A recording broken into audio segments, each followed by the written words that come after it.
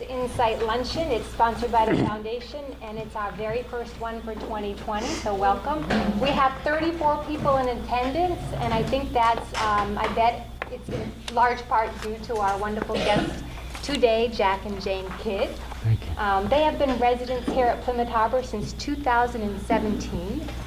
And I believe they hit the ground running, as they say, almost immediately becoming involved.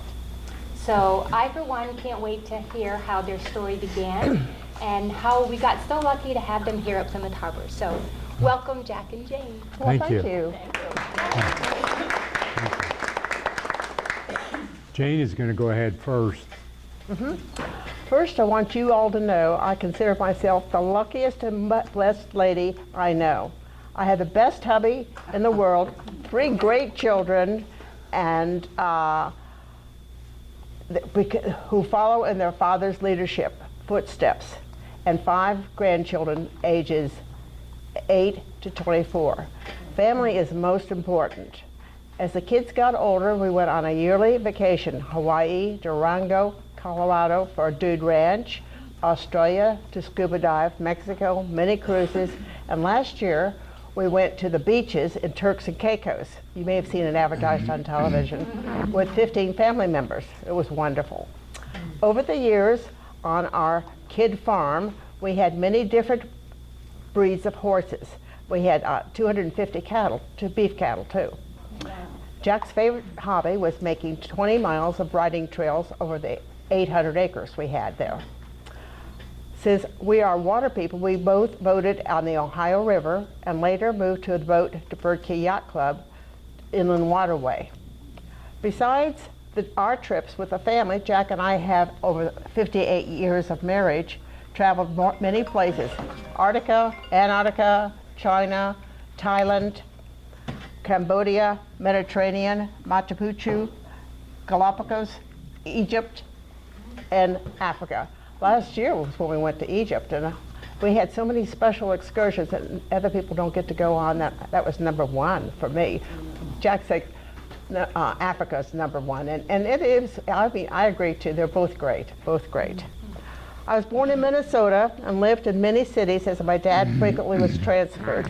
We were in Rochester, New York, California, Montana, in a 1-room schoolhouse for just 2 months. Scarsdale, New York, and Ohio. Luckily, I was in one place in Winter Haven, Florida for my 4 years of high school. Jack and I met at Miami University in Ohio. Our sophomore year, we had many study dates until we decided to marry the end of the year of junior, and we could stay together. We graduated in 1962. My major was psychology and social work. Jack was in finance and accounting. Because we had no children, Jack was subject to a draft, so he joined the Air Force for a 6-month plan, and I became a Butler County, Ohio caseworker. After the service, Jack became a CPA for the national firm in Cincinnati, and I became a stay-at-home mom, as Jack was only home on the weekends. In 1970, Jack took a job in Jackson, Ohio, with a small bank and a firebrick company, and he was very successful. Living in a small, lower-income community in southern Ohio, I was blessed every day to be able to financially be an active stay-at-home mom and a volunteer and president of each of the following boards: Jenkins Nursing Home with assisted living and memory care for 20 years, Jackson County Health Department for 18 years, and Jackson County YMCA for 35 years. Jack and I continue to be very involved in the Y in Jackson, supporting the children of drug-addicted parents. We regret to say that Jackson has the worst drug addiction in Ohio. As I moved so often, I realized the importance of welcoming new people at Water Club Condo, Bird Key Yacht Club, and now at Plymouth Harbor. Everyone has a story, and I especially enjoy visiting the residents of Seaside. We're up on the top floor of the Seaside. I admire many of the people that we know. They are very talented. My talent and interest is in caring and helping new people to feel welcomed and accepted. Thank you. Jack, your turn. Okay. Thank you very much, and I reiterate what Jane said. We do have a wonderful marriage, and we're moving on in age. We're both going to be 80 this year, so you know, not exactly young chickens anymore. But anyway, I grew up. I'm going to read it because so that I had so much stuff listed, and most of it not very interesting, but it would have been about a 2-hour program. So this way, I can make sure I get done somewhat reasonably soon. Anyway, I grew up in Hyde Park in Cincinnati in a very modest home that was 2 bedrooms and 1 bath. And I was the oldest of 5 children, so we had 7 people living in the house, and it was very, very crowded. Finally, and when I was in the 7th grade, we moved to a larger home, an old home, but it was much easier to live in. My family was always active in the local Presbyterian church, and my dad was on the road a good amount of the time, and he actually sold textbooks to colleges until 1949 when our life changed. Well, what happened was my granddad had a bookstore in downtown Cincinnati and never went past the 8th grade, but loved to read, loved books, and got into the point where he was selling antique books, first editions, and had really built up a bookstore in Cincinnati. Well, they moved in 1949 to a new location in Cincinnati. In order to celebrate, he and my grandma took a cruise on the Great Lakes, and they stopped one night at the Toronto harbor, and the name of the ship was SS Noronic.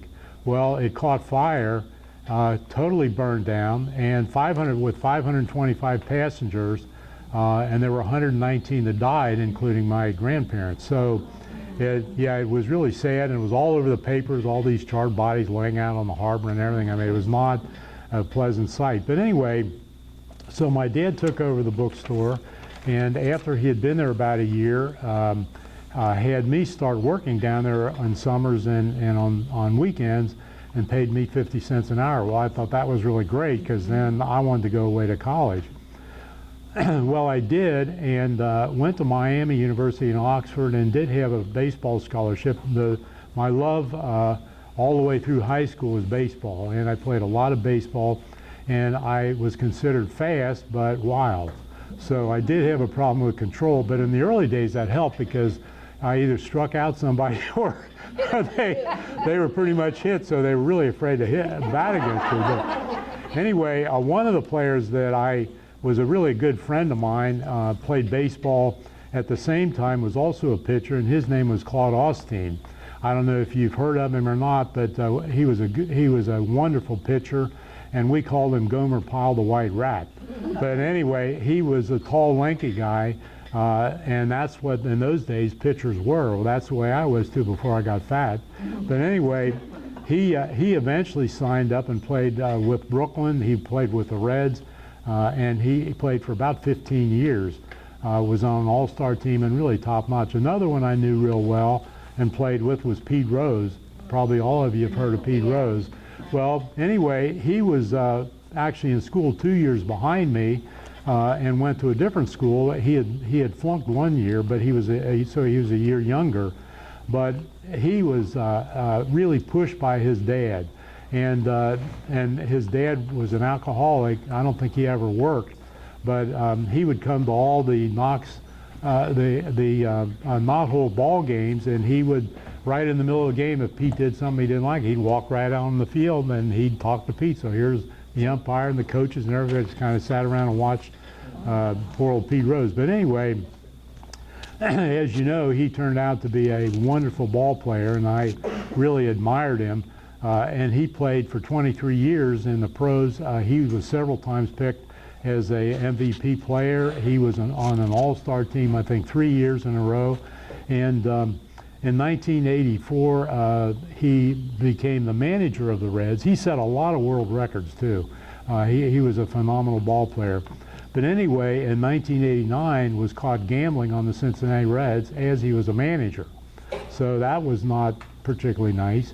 But anyway, so they sent him to prison for 5 months, and was permanently banned from baseball and also ever becoming a part of the Hall of Fame. Although I really hope that someday they allow that, because his heart was really in baseball, and he became what they call a baseball machine. In other words, everything he did was baseball, and it was automatic for him. It was almost like Tiger Woods. You know, they say he was a golf machine. Well, that's the way Pete Rose was. Anyway, went to Miami, and my freshman year I did go up on a baseball scholarship and pitched against Ohio State. Well, Ohio State is about 45,000 population, and Miami was about 4,000. So the difference in program was like night and day. In fact, we felt we were playing against a minor league team when we played Ohio State up in their stadium. I mean, it was really a thrill. But anyway, I got to pitch and had the best game I think I ever pitched in my life. I was just really on fire. Beat Ohio State's varsity team. It was 2-1, and I had usually was very wild, but I had perfect control that day, and I don't know how I did it, but it shows the power of mental attitude in sports, I guess. But anyway, I was on cloud nine for a long time after that, and I thought, man, I was really a star. But anyway, after the freshman year, stopped playing ball. I met Jane, as she said, our sophomore year. We got married up there, as she said, and the draft was accelerated because of the Cuban crisis at that time. So when we did graduate, rather than be drafted at that time, if you didn't have any children, even though you were married, you were draftable. Well, instead of that, I joined the Air Force Reserves, went to Laughlin Air Force Base in San Antonio, Texas for 2 months, and after reserves came back to our home station, which was McCullough Air Force Base in Columbus, Indiana. This was in 1962. Well, the very day that we were driving on this old military bus back to the base, Kennedy activated all of the reservists because of the Cuban crisis, and it was really scary at the time. But anyway, that was the very day that I got back to McCullough Air Force Base, so everything got shut down. They were guarding the gates and everything else, and we pulled into the parking lot at McCullough Air Force Base, and I look out of the bus, and there's Jane. And I thought, my God almighty, how did you ever get on here, you know?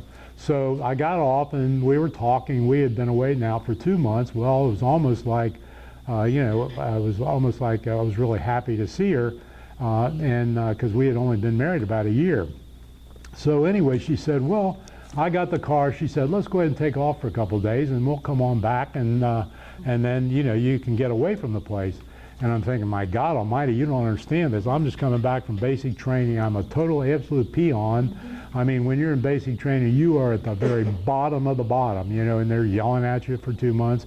Anyway, we get back onto the base, and here she wants me to just waltz on out of this base, which was sealed shut. She said, well, who's the boss here anyway? And I said, well, I can guarantee it isn't me.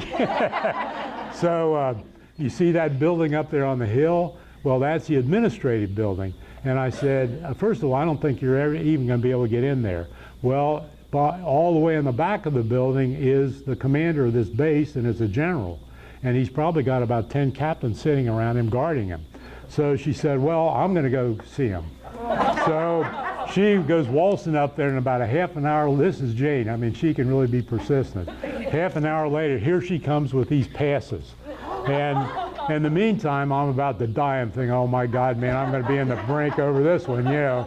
And we get these passes, so we get in the car, drive out the gate. At the gate, they can't believe this, so they confirm that this was legitimate. We go on out and spent the night out in town, came back the next morning, and she, of course, couldn't get it back on the base. Well, obviously, they really sucked me in quickly. But anyway, nobody ever said a word about it. So, you know, what a wonderful occasion that was. So anyway, after I got out of the Air Force, I joined the company, as Jane said. The name of the CPA firm was Grant Thornton. And they had offices all over the world, so it was a big company, and I worked for them for 10 years and did a lot of travel. Most of the time we were traveling, but I learned a lot, and I really enjoyed the company and the people, and it was just a wonderful experience. But because we had family at that time, we'd had 2 of the 3 kids already, and I was never home, so took a job in Jackson, Ohio, with a company called the Davis Fire Brick, and also they had this small family bank, the Oak Hill Bank. And in order well, we went out there, moved out there. This was a small town. The high school, as an example, the top floor out of 3 floors, the windows were all broken out. You know, I mean, this is the kind of condition that high school was in. But we had a wonderful time in Jackson. They eventually ended up building a new school, and it really came around. But when we moved there, they didn't even have a McDonald's or anything in town. I mean, it was really rural.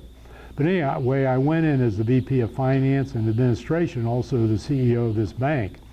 The next couple of years, the family were into big heated arguments. There was a lot of disruption in the family, and it really took its toll on the company. And the dad, who was about 72 at the time, decided this is enough. I'm selling the company.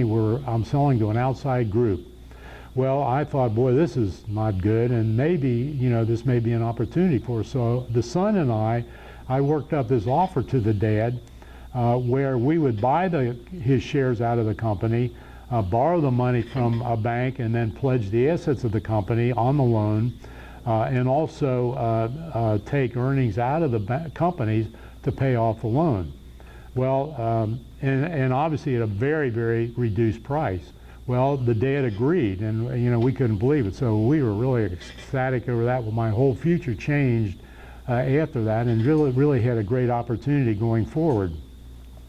Over the ensuing years, the son lost interest in the bank, and I basically took it over, and I ran that bank for 37 years. And it was a wonderful opportunity for community banking at that time. We had a wonderful staff of young, energetic, ambitious people, excellent bankers, and it was just a wonderful time. We took excellent care of the customers. We were service oriented. It was a small bank, and it just really had an impact on Southern Ohio. Well, in 1995 we went public, so we were now subject to the SEC rules and regulations, and that's a different life too. But anyway, after we went public, the bank actually had a 20% compound annual average growth rate for 5 years. So we then were able to get some national attention, and Hal Barnes, which is a bank brokerage company in Chicago, selected us as the best bank stock to buy in the country. Well, that really caught fire, and within about a year we had about 2,500 shareholders, and we really thought we were flying high. So anyway, that went on, and then in 2007 we sold the bank, and part of it was because the economy, I don't know if you remember 2005 and 6, lending was going crazy. People were buying houses that couldn't start to make payments on it. The banks were issuing these teaser loans. You sign up today for a loan for $300 a month, and then in 5 years it's $2,000 a month, and it was just not right. So, and we knew our customer base, and they weren't capable of making decisions like that. They just assumed, well, if the banks are going to make the loan, what the heck, I'll go ahead and take it. So anyway, I said, we're not getting into that. It's not fair to the people. And so we sold it to a bank called West Banco, which was in Wheeling, West Virginia. But at the time we sold it, we were one of the larger community banks in Ohio. We were all over Southern Ohio and Columbus, Cincinnati. We had an insurance agency, a title company, and it was just a good bank.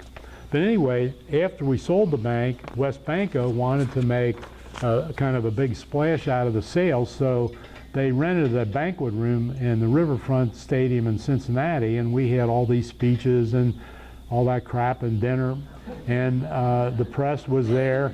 Anyway, but the other thing they did is they rented space at the football stadium of the University of Cincinnati. It's called Nippert Stadium. So and they were, the UC was playing West Virginia. Well, we all had to sit on the West Virginia side to show support for this merger and how great this company was we were selling to. So some of our guys didn't like that a whole lot, but anyway, we did it, and West Virginia slaughtered UC that year. But anyway, we did. I left and was in a cab going back to my car at the stadium, and the cab I was in was broadsided, and we had a very, very serious accident. Well, this is November 30th, 2007, the very day we closed the transaction. That night we had this big accident, and the cab driver was permanently, seriously wounded, and then I ended up breaking all kinds of stuff, not to bore you about my health issues, but broke vertebrae, ribs, had a brain concussion, lost my memory, broke my neck, shattered my clavicle, and so on. But anyway, what happened after that, I was in the trauma unit down in Cincinnati and was released and recovered at home, and in less than a year I was totally recovered. I had no signs of any accident or anything. So it was I was saying God was really with me. So that was a wonderful result. Anyway, an organization that's very dear to me and very close to me is the University of Rio Grande, and it's a small college in southern Ohio. The student population is about 2,500, and I was on that board for about 35 years and really, really loved the college. The distinction about Rio Grande was it's the only college in Ohio that was both a community college and a private college all in one. And they were also known that they had the highest percentage in the state of Ohio of any college in terms of non-traditional students. Well, a non-traditional student is one that's over age 25, and most of the student population was that. They were married, they had not gone to high school, they realized they had to get a college degree, and so that was fun because those are the people that really studied and really cared. The other thing, they had the highest percentage of students that were first in the family to attend college. So most of these parents and family had never gone to school, never gone to college, and so that really was a wonderful thing. They did end up naming a building after us on the campus, and also received a doctorate degree. But anyway, that was a standout in my time. So anyway, we want to end up, well, how did we end up at Plymouth Harbor?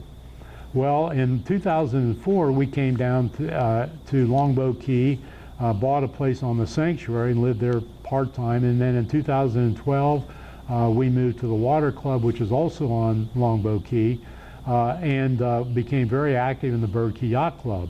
And in all those, Jane was always active in welcoming new people and helping people feel comfortable. I was on all the boards, and so we were pretty active with all that.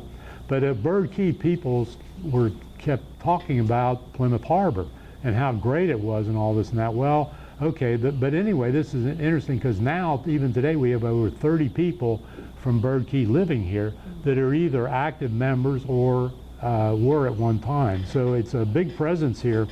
But anyway, all this bragging, so we joined the Harbor Club to see what it was all about with Liz and everything, and found that this food was wonderful. In fact, we were allowed to, in this club, we were allowed to eat here. So, I mean, it was like during season, why go over to town to eat when we can stop here? Well, we met a lot of people in here, and in the various condos, new people. So decided, hey, well, let's just go ahead and pick one of these. And we did visit other retirement homes also in the area. One thing that was very important to me is, with a financial background, was the financial condition of these nursing and retirement homes. And we looked closely at Sarah Bay, all up and down 41. You guys know them. And we found that, honestly, Plymouth Harbor had the best financial condition of any of them. They really did. And to me, that was a big, big deal. So we looked at that. We also wanted to make sure they had continuing care, which you did here, so that, like, if we had to go into nursing or something, we wouldn't have to move. Also, we looked at the quality of the food, and obviously we were already sold on that one. So the other thing, even though Harry's here, I do want to brag on Harry because he really has a reputation here among the residents of really, he's almost like God out there, to say, well, I'm going to go talk to Harry, and then you say, well, and I'll tell you what is really neat is Harry is very transparent. And it doesn't matter what the beef could be, even though it sounds like it's so silly, if it's important enough to anybody, and some of the some of the issues are very silly, then I'm going to go, I'm going to go talk to Harry. And he is available, and that's huge. It really is, because that creates an attitude of transparency. I was impressed with my finance background on that committee here with Natalia, and I think I'm amazed because I've been treasurer of a lot of nonprofit boards, and I'll tell you, she's as sharp as any vice president of finance I have ever run into. The wellness group here, with Summer. Is Summer here? Summer. And Elizabeth, I think they do a tremendous job. These classes are just growing like crazy. We're probably someday going to have to add another gym. No, I don't know where that's going to be. But anyway, and the religious program we like a lot too with Dick Sparrow. Does a wonderful job here. And it can go on with Joe and Tina and everybody here. I think you people are really lucky with the staff we have, because it's top notch, it really is. And the people are friendly, and that's because they love it here. So anyway, that's kind of my story. I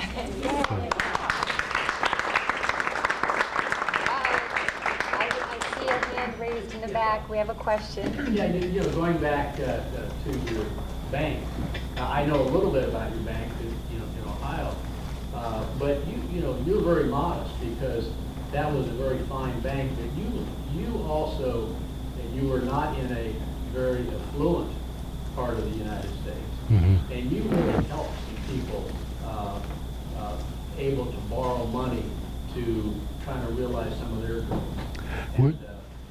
Yeah, I think our philosophy was, and it wasn't me, it was the staff. I mean, we had a wonderful group of people, and they loved what they were doing. And just like here, turnover was very low. We didn't lose people at all, But was that if you know your customer, you can't worry a whole lot about the financial statements and the amount of money they're making. We had farmers that were making minimum wage by the time they'd get through selling their cattle and everything, that we would lend any amount of money they'd come in and want.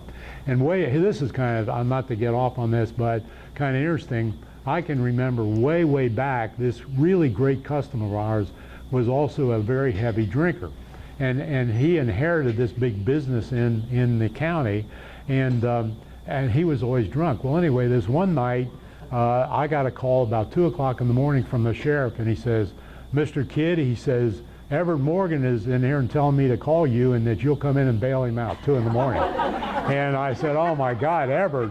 Anyway, he the poor old guy was drunk all the time. So anyway, I went into the jail, and the sheriff said, "You're going to have to pay whatever it was, $200 to get him out or whatever." Well, I didn't have a note or anything. So I said, "Everett, you're going to have to pay me back tomorrow." And he said, "Oh my God, if you just get me out of this hellhole," he said, "I'll do anything." So what I did, we didn't have any notes or anything we could sign, so I took a piece of the sheriff's paper. He had Sheriff County, Sheriff Jackson County, all over this paper. And I said, "I, Everett Morgan, promise to pay Oak Hill Bank $200 tomorrow." And I said, and Everett says, "Are you going to charge me interest?" So I said, "With no interest." So anyway, he never forgot that, and that was a story of just community banking at that time, So. And what a power couple, because Jane, you are mean so much to us over in assisted living and working and volunteering with our residents. Brandy, you could probably talk about that, I know. Well, just amazing the commitment I think since the day you moved in, where you're just down there, every day and checking in on everyone and making friends and definitely making them feel welcome. Well, you all know when you're new to something, moved from the tower or someplace else, but moved into assisted living, it's kind of tough at first. You need somebody to just come in and visit and show you care. It's important. Thank you. Any other questions? Yep, Joe? There's a spot on the Miami University campus that's famous for people getting engaged. Is that where you got engaged? There's like a I don't. Yeah, there. You know what there is. There's a spot, but that wasn't where. But there was a bench right near where the little hospital was. And Jack had been in there because he had plantar warts, and then he got out of the hospital there, and he says, we were sitting down there. He says, "I think we should just go ahead and get married because we're having too many study dates." after we got married, my grades went way up. It's funny that you mentioned that hospital, because that hospital was turned into graduate housing. Oh, really? I actually lived in that hospital for 2 years. Wow. So, It was good that it was transferred from a hospital. so Joe, when did when were you up? You were behind us. You're still a young guy. Yeah, that's right, 86, 88. Well, we had 2 children that went to Miami, and then the last one that's 48 now went to Capitol in Ohio, and they got his Ohio State master's.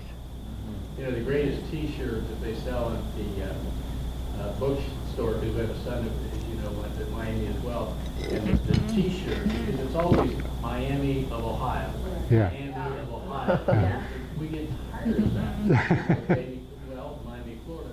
So the T-shirt says something like, "We were a college before Florida was a state." I guess that's true. We just don't have to call it Miami of Ohio. That's good. That was such a cute story. I love that where Jane got you off the base, to go spend some time together. Did that pattern continue throughout your long time? Yeah, she took care of me every time I had trouble. Wait, what you did, that's right, what you didn't hear was she was actually waiting out in the car probably in front of the sheriff's office.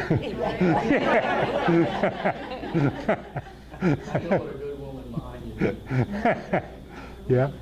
Over the weekend, Jack knew we were going to be giving this speech, so he sat down and wrote down all the things he was going to, and he had an hour's speech. He has so many things to talk about, but you can't talk about a lot of things. I mean, this is not time. Truthfully, a lot of them were pretty boring, too. I mean, Part 2. Any other questions? thank you. Does West Banco still exist? They do. Actually, Joe, they're a large bank now. They're about a $20 billion bank, and they're about the 15th largest in the country, or 25th largest in the country. They weathered the storm. They did. They weathered the storm, and they came out. They're still acquiring banks. They're now the largest bank in Pennsylvania, and they're in Washington, the Carolinas. See, when they bought us, they were only in West Virginia and had a small presence in Ohio. So they've grown a lot in the meantime. But I'll tell you, there are not very many community banks left, and they just can't carry the capital requirements and all the compliance stuff that goes on today.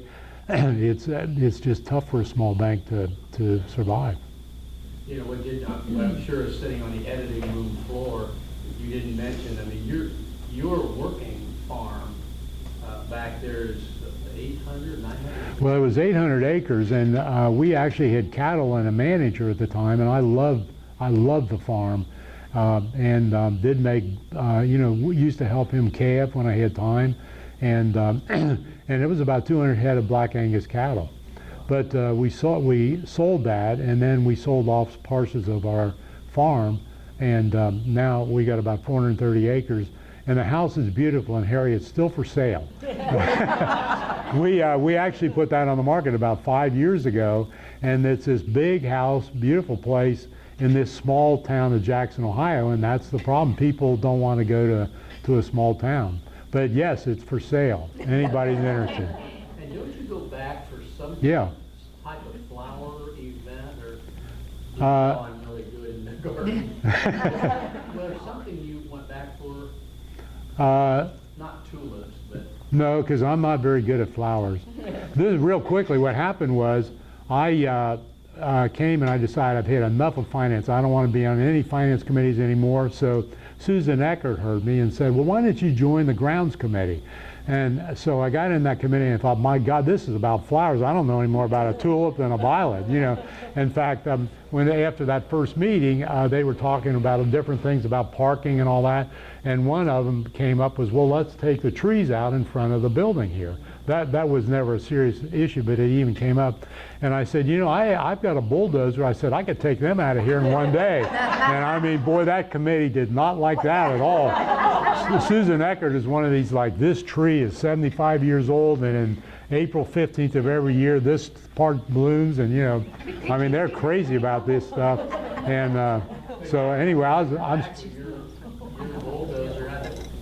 you take down the banyan tree. I don't think that would go. Probably not. So, anyway, that's our story. Well, thank you very much you for your time. sharing Thank you. your story. Thank you.